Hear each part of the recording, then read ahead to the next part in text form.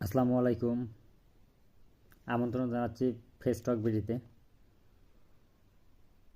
প্রিয় দর্শক, আজকে শুরুতেই আলহামদুলিল্লাহ এবং আলহামদুলিল্লাহ এবং আলহামদুলিল্লাহ 2026 সালের জাতীয় নির্বাচনের তফসিল ঘোষণা হয়েছে।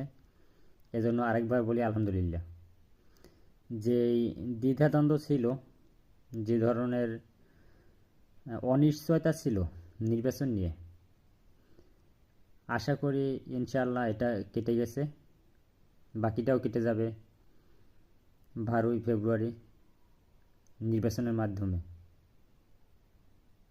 আমরা চেষ্টা করব সাবেক প্রধানমন্ত্রী এবং বাংলাদেশের মানুষ যাকে আপসহীন নেত্রী বলে তার দলটাকে ভোট দেওয়ার জন্য।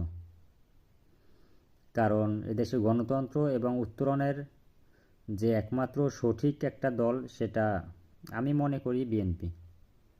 যদিও আমি রাজনীতি করি না, কিন্তু এটা আমার মনে হয় যে আসলে গণতন্ত্রের দলটাই বিএনপি।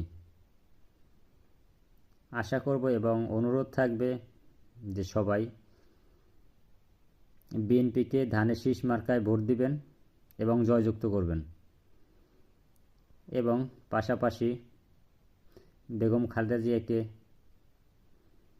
আল্লাহ যেন সুস্থ করে আমাদের মাঝে ফিরিয়ে দেয়, সেজন্য সবাই দোয়া করবেন। আসসালামু আলাইকুম।